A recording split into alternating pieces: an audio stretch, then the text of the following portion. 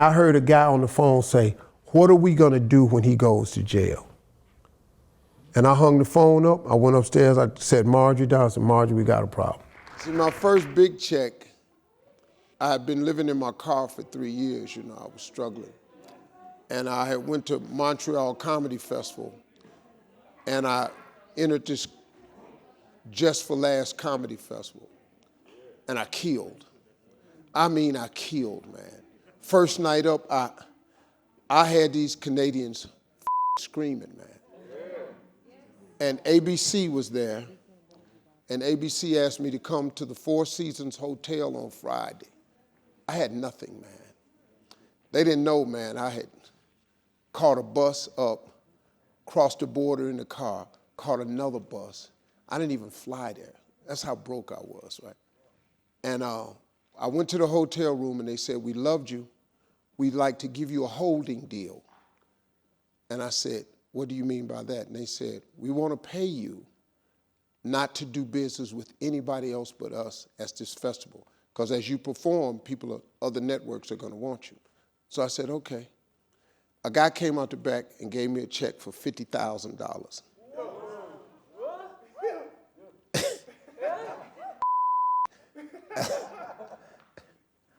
I left the festival that afternoon. I was supposed to perform Saturday night. This. I got to get back across this border. I got to go find my father because I didn't have the credit or nothing to open a checking account. And I gave it to my father. My father put it in the bank for me. And you had to wait 7 days for it to clear. When it cleared, I went to the bank and got the whole $50,000 cash. This, I need that whole $50,000 cash. Bought me an airplane ticket, flew to Dallas, Texas. First thing I did was get me an apartment. Because we're going to stop this homeless right now. I bought an airplane ticket. The reason I wanted to go to Texas because it stayed hot year round. So if I get and get homeless again, at least I'll be in the heat. I got an apartment. First thing I got was an apartment. Then I furnished it. Then I fixed my car. And I had about 44,000. No, I had more than that. I had about 46,000 left. Whew. Cash. Didn't have no bank account, had it all in my house. I had my little apartment, but I was, I'm a hood boy, so you can break in there if you want to. I'm gonna have several surprises waiting on you. 6 of them to be exact.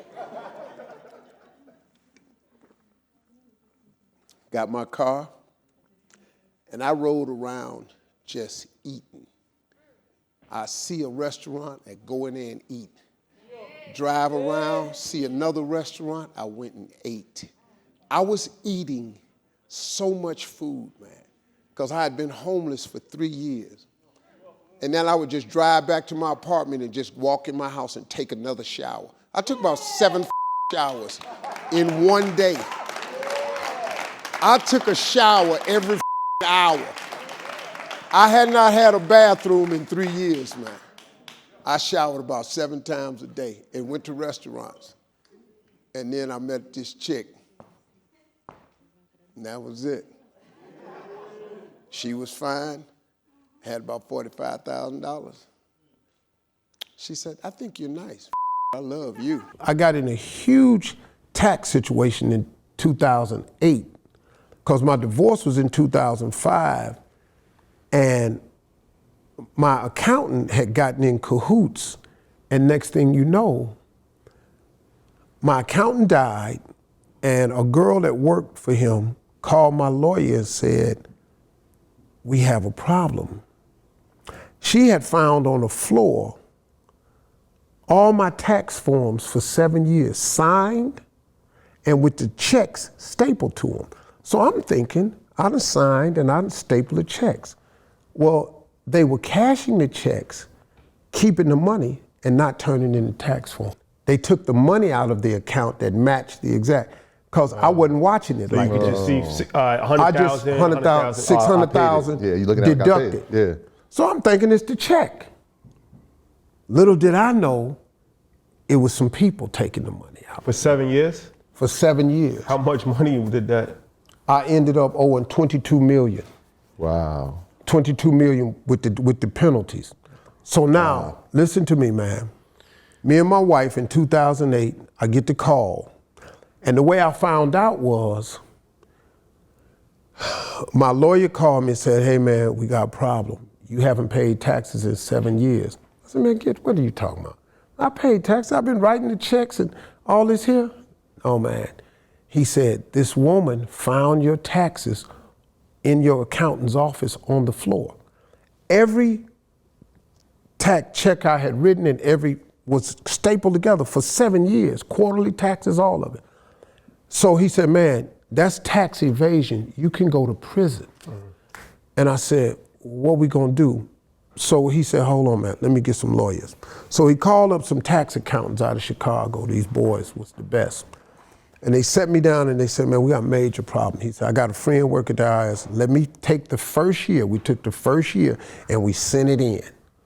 And he said, man, well, this is an old tax return. He said, man, we got a problem. He got more, but he didn't know it.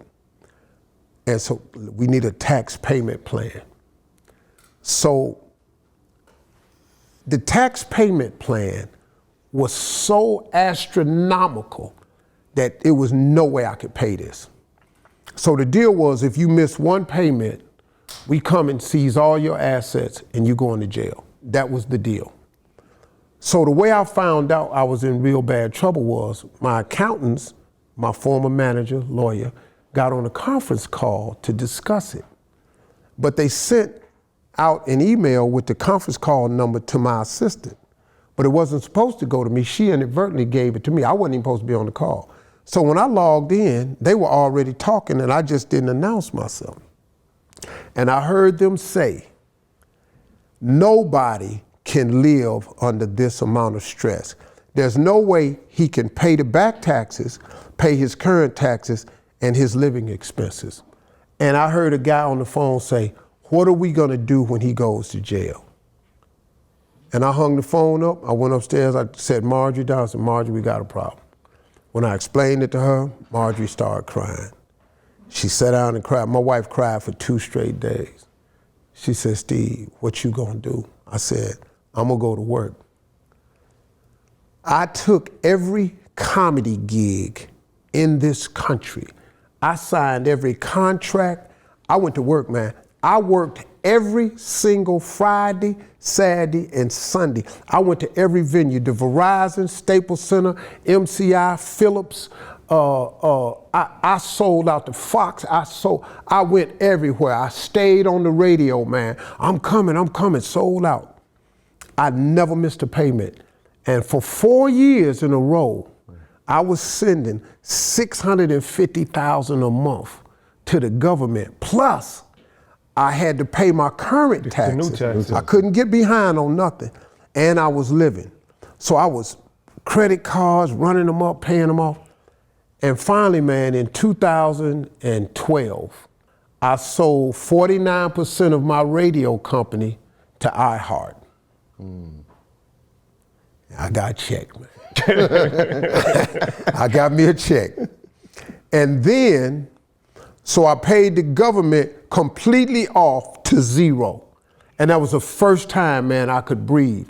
And then the pay-per-view, I said, let me get out of stand-up, because my wife said, Steve, you finna be a major TV star. You're gonna have to stop telling the jokes you telling, because you're gonna ruin your career.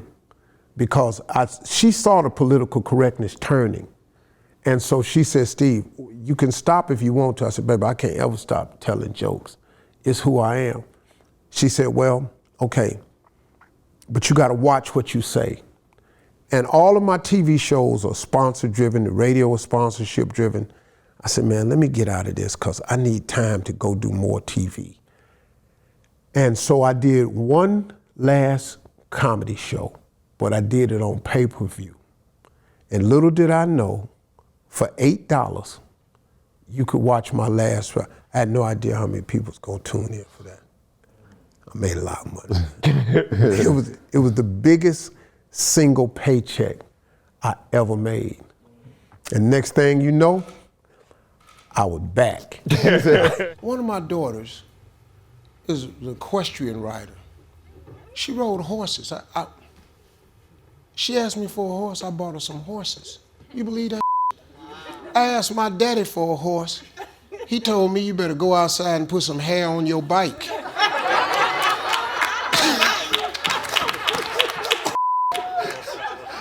I took a bathroom rug outside and wrapped it around the bar and put tape on it. That was fur, that was my horse. It's really funny though, man, watching them ski and they got it great. Took them skiing, and she, a couple months ago, she took all the grandkids to the Georgia Aquarium. You know, she rented the aquarium out to spend the night in it. Yeah. No, people do that. You could that's like not some rich. You can actually do that. It's not as expensive as you think. It's only like, okay, $200. $200 to spend the night?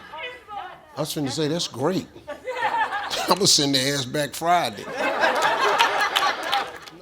Hey man, they have suites. They have presidential suites that could cost you $40,000 a night. Oh, no, you don't understand. They have rooms that cost $250,000 a night. Oh yeah, I'll get a car before I do that. Yeah, I mean, it's not, but there's people who got that kind of money. There's suites for $250,000 a night. Easy. And they ain't blinking, ain't no deal. Yeah, hey, do you have a discount? Excuse me? They don't even know what that means. They got some stuff, man. I would never do that. I've had some expensive rooms, but no. You'd be stunned what they got out there, man. But when you get the money, all the stuff you say you're not gonna do, you're gonna do it. Because if you have the money, why would you not? Money is no good unless you use it. You can have $1 billion in the bank until you use it. You just got some money sitting over there to the side. You got to spend it on something, and you're going to buy all that expensive stuff you thought you wouldn't get. You're going to get all of that. Them $40,000 boots you like, you're going to buy them boots because you got the money. That's what you're going to do. I used to say I would never pay $750. My first alligator shoe was $750. I said I'd never pay $750 for a shoe.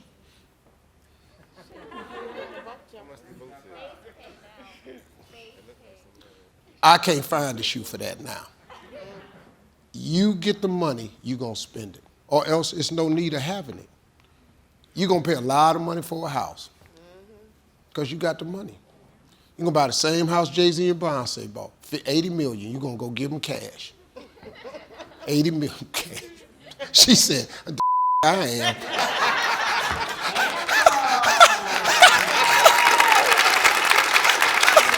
Don't let nobody have access to your money.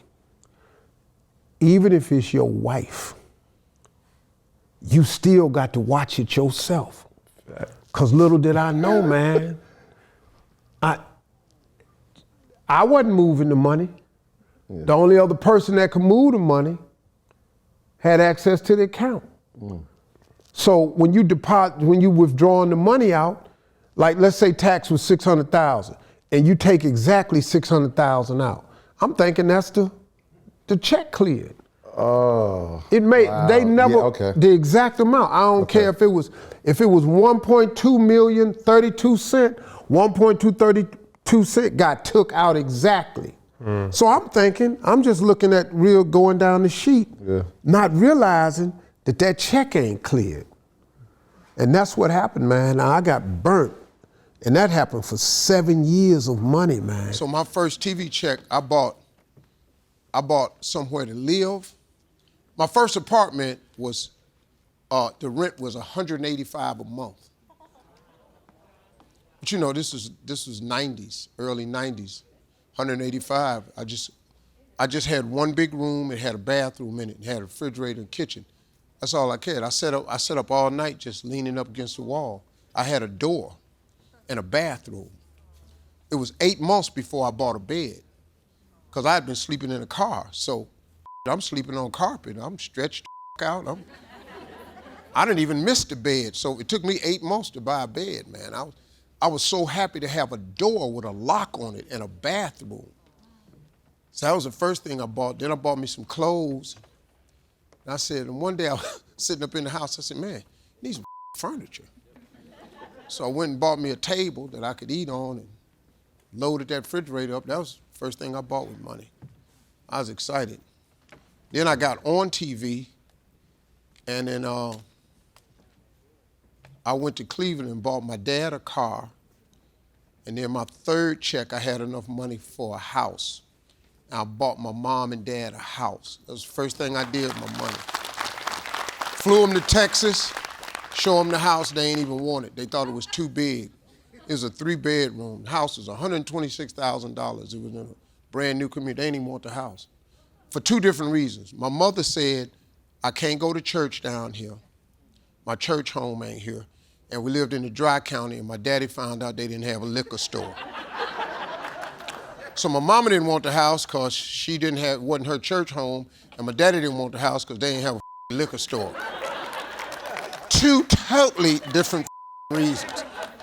So I had to take their ass back to Cleveland, and she wanted some new walnut paneling and new shag carpeting. Who the wants new walnut paneling? So I had to buy her new walnut paneling, put it all over the walls, bought her some green shag carpet, and she wanted a new spoon and fork set on the wall. Remember the big giant spoon and fork? She wanted a new one of them.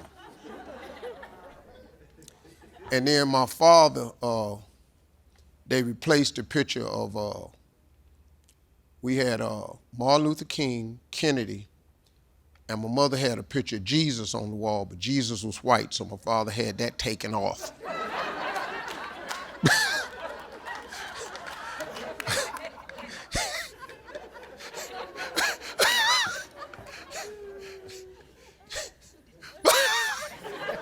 That's a true story.